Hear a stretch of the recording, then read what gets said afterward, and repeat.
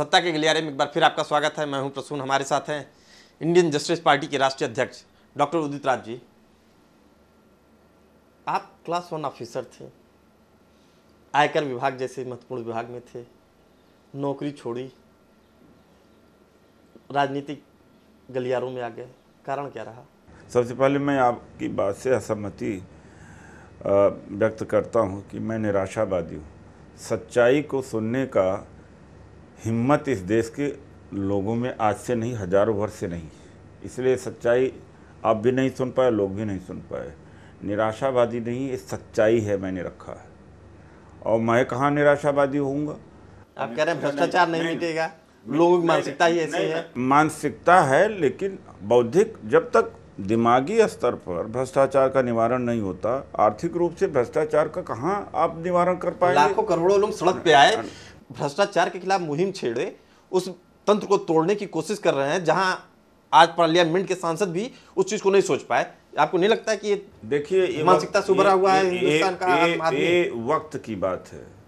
भ्रष्टाचार भयंकर था, कॉमनवेल्थ गेम में हुआ, आदर्श सोसाइटी में हुआ भ्रष्टाचार, हुआ तो दंडित भी किए गए। जी स्पेक्ट्रम 2 में इससे जनता परेशान बहुत थी, महंगाई से परेशान बहुत है, भ्रष्टाचार है भी बहुत, टाइम फैक्टर था। यही अन्ना जी पिछले नवंबर में जब आए थे भ्रष्टाचार के खिलाफ डेमोन्स्ट्रेशन करने, तो 100 आदमी नहीं थे, टाइम फैक्टर था। उधर मीडिया ने संगठन खड़ा कर दिया, मीडिया ने लोगों को जोड़ा, गुस्सा पहले से था, तो टाइम फैक्टर बहुत बड़ा फैक्टर है। मैं यह कहना चाहता हूँ कि भ्रष्टाचार के खिलाफ लड़ाई लड़ना चाहिए, और भ्रष्टाचार से सबसे ज़्यादा अगर कोई पीड़ित होता है तो दलित होता है, उसके ऊपर सबसे बड़ी मार पड़ती है। हम क्यों नहीं भ्रष्टाचार के खिलाफ खड़े होंगे?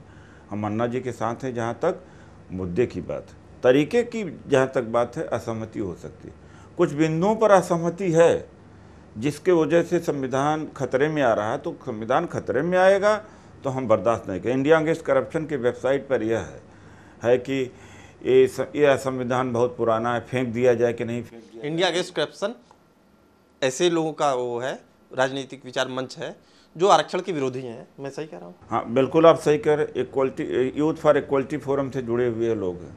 ये लोग वार्ता करते हैं अपने वेबसाइट के ऊपर कि आरक्षण होना चाहिए कि नहीं, संविधान कूड़े में फेंकना चाहिए कि नहीं। तो ऐसे लोगों के हाथ में नेतृत्व है। तो ये दलित विरोधी, पिछड़े विरोधी और मुस्लिम विरोधी। अशोक सिंघल जी ने कह दिया कि 20,000 कैडर उनका रोज जाता था, गोविंदाचार्य ने भी कह दिया। और जिस तरह से सिस्टमेटिकली रामलीला मैदान में खाने की व्यवस्था, पानी की व्यवस्था, सफाई की व्यवस्था, मतलब सोचा भी नहीं जा सकता, बिना पीछे की ताकत के हो नहीं सकता। स्पॉन्टेनिटी अगर एकाक होती, गई जनता, मैं ये मानता हूँ, और इस देश की मीडिया ने जनता को जोड़ दिया उनके साथ, मीडिया ने जोड़ा जनता के साथ, ये अभी मैं बता दे रहा हूँ। तो वो बिना पीछे की ताकत के नहीं हो सकता। फिर भी मैं कहता हूँ कि लोग उनसे जुड़े, लेकिन मैं कहना क्या चाहता हूँ कि जो लोग गए भी और लड़ भी रहे हैं, वो स्वयं ईमानदार न रहे। अन्ना जी लड़ाई लड़ रहे हैं, ये दोहरा चरित्र हमारे देश का है। इस दोहरे चरित्र को बदलना पड़ेगा। हम जानना चाहते हैं डॉक्टर उदित राज जी से कि आप क्लास 1 ऑफिसर थे, आयकर विभाग में थे, इनकम टैक्स में थे, आपने पद छोड़ा, राजनीति में आए, कारण क्या रहा? देखिए, ऐसा है कि त्याग, जहाँ तक त्याग की बात है, अन्ना हजारे जी हमारे त्याग के मुकाबले में कहीं नहीं ठहरते। मैं कमिश्नर इनकम टैक्स के पोस्ट को छोड़ा हूँ, कभी झूठ नहीं बोला हूँ। मेरे पुराने जितने साथी आंदोलन में सब जुड़े हुए हैं। अन्ना जी के बारे में कहा जाता है कि जितने पुराने साथी सब छोड़ दिए। तो आदमी का कैरेक्टर और व्यक्तित्व उसके पुराने दोस्तों से माना जाता है। ये अकाट्य वाक्य मैं बोल रहा हूँ, अकाट्य वाक्य बोल रहा हूँ। किसी भी आदमी कितना सुंदर है अंदर से, कितना अच्छा है, उसके 10 साल 15 साल के पुराने मित्र अगर उसके साथ में हैं, वो अच्छा कहते हैं, तो समझ लीजिए आदमी अच्छा है। इन अन्ना जी के साथ में जिन लोगों ने भ्रष्टाचार के खिलाफ में आंदोलन 70 या 80 के बाद शुरू किया, सारे छोड़ दिए, एक भी नहीं है। खैरनार ने कहा ये तो ड्रामा है, मैं ये नहीं कहता ये ड्रामा है।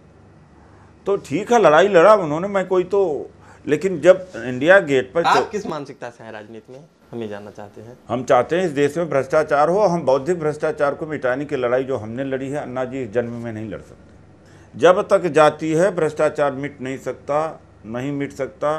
डॉक्टर अम्बेडकर ने 14 अक्टूबर 1956 में लाखों लोगों को बौद्ध बनाया, कहा जाति विहीन समाज की स्थापना करो, तभी समता मूलक समाज की बात होगी। जब लोगों की भावना, हमारी आपकी भावना जाति तक सीमित है, परिवार तक सीमित है, तो जो दूसरे नागरिक है, देश है, उसके लिए तो भावना खत्म हो जाती है। तो लूटेगा क्यों नहीं आदमी? असली कारण ये है, सेल्फिश है, स्वार्थी है, अपने लिए और जाति के लिए स्वार्थी है, इसलिए उसे लूटने में तकलीफ नहीं होती। लूट करके स्विट्जरलैंड बैंक में, मॉरिशस में पैसा भेजने में तकलीफ नहीं होती। फेलो बिंग, जैसे जापानीज को, जापान के आदमी को उसको गाली दे दीजिए तो वो बर्दाश्त कर सकता है, लेकिन जापान को गाली दे दिया तो बर्दाश्त नहीं कर सकता।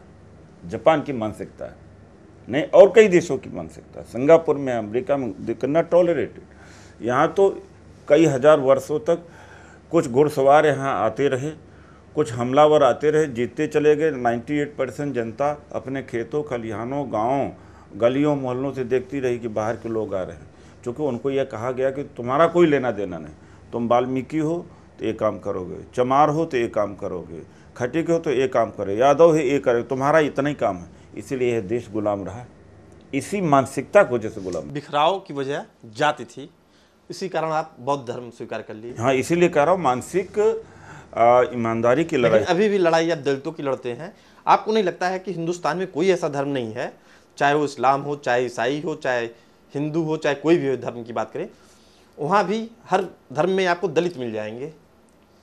नहीं, बिल्कुल आप सही। तो फिर धर्म परिवर्तन की बात क्यों? नहीं, धर्म परिवर्तन की बात हम नहीं कह रहे हैं।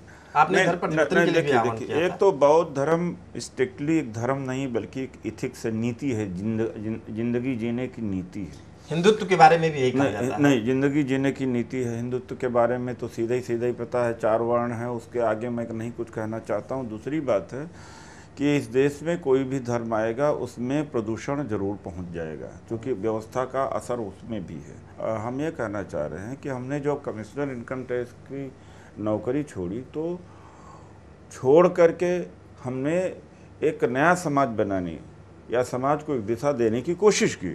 अब आप उसको निराशावादी कहेंगे, मैं कहूँगा ईमानदारी है। ईमानदारी की बात को निराशावादी, झूठ बोल दो टेलीविज़न पर या अखबारों में, सब ठीक हो जाएगा, जादू की छड़ी हो जाएगा, चिंता न करो, वो काम मैं नहीं कर सकता हूँ।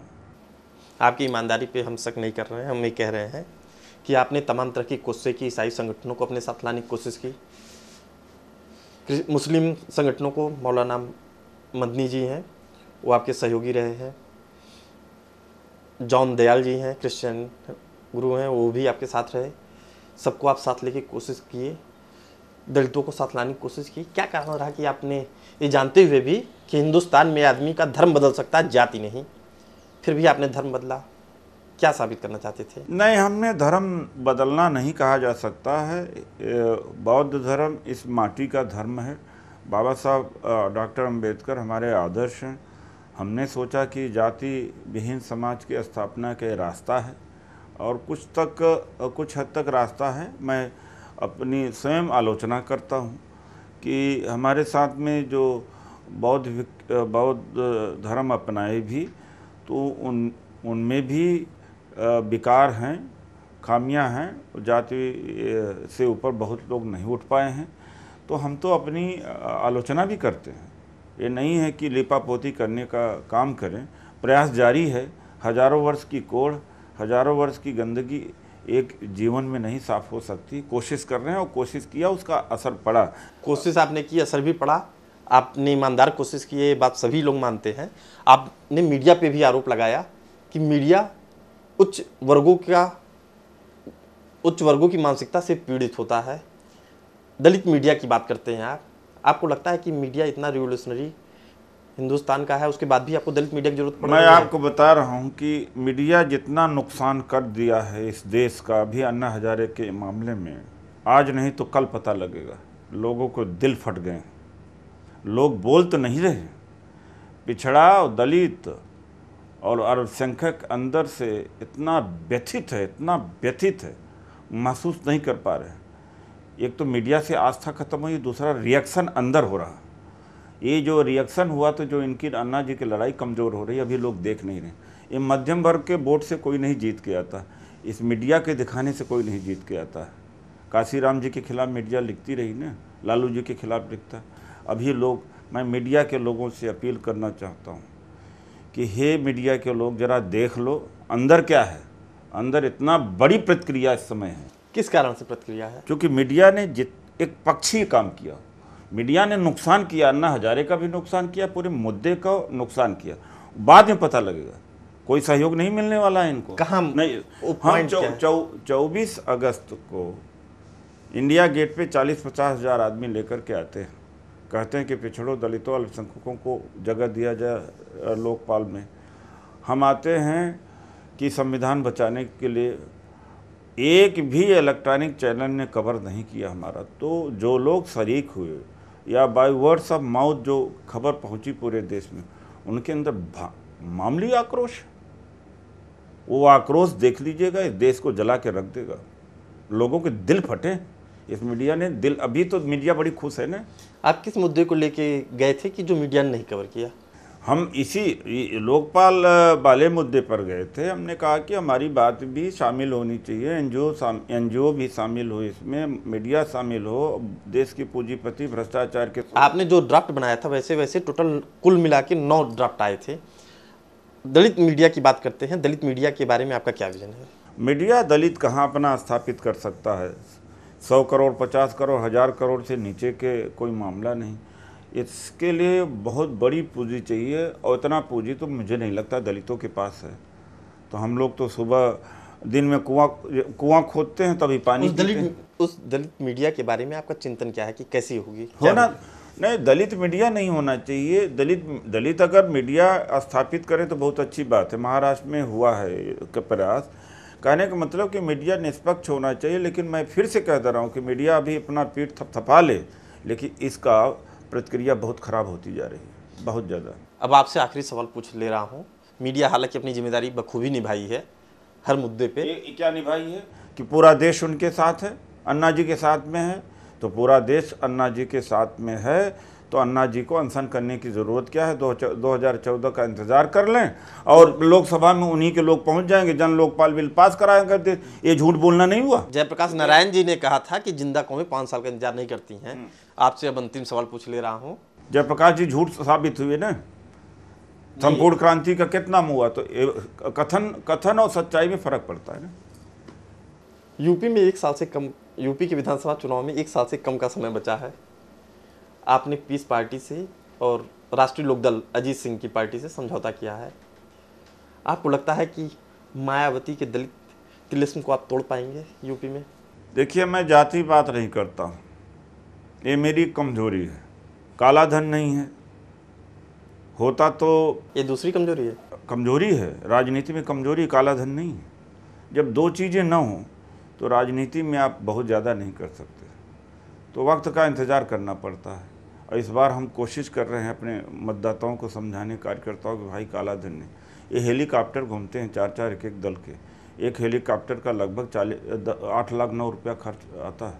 कोई पूछता है कहाँ का है स्रोत? ये पूंजीपतियों के पैसे होते थे, किसी का गला काटा होता है, ये अपहरण का पैसा होता है, प्लाट कब्जा करने का पैसा होता है, नोट छापने की मशीन है किसी के पास। ये जब चीज़ें न हों तो ख़ासतौर से उत्तर प्रदेश की राजनीति भूल जानी चाहिए। लेकिन मैं भूला नहीं हूँ। हमारा बेस, हमारा कैडर बड़ा ज़बरदस्त है। कैडर बहुत ज़बरदस्त है, ईमानदारी पर टिका हुआ है। लेकिन माहौल पैदा करने के लिए ये सब चीज़ें चाहिए, जिन चीज़ों का अभाव हमारे पास में है। लेकिन इस बार अपने कैडर की ताकत के बल पर हम लड़ेंगे। कुछ सीटें ज़रूर निकाल के आएंगे। सत्ता में भागीदारी लेने की पूरी लड़ाई है। नहीं तो जिसकी भी सरकार हो उसकी बागडोर हमारे हाथ में होनी चाहिए। उसका प्रयास जारी है। चलिए, आपकी इन संभावनाओं पर आपको शुभकामनाएं देते हैं। और आप हमारे कार्यक्रम में, आपको एक बार फिर बहुत बहुत धन्यवाद। सत्ता के गलियारे में थे आप उदित राज जी।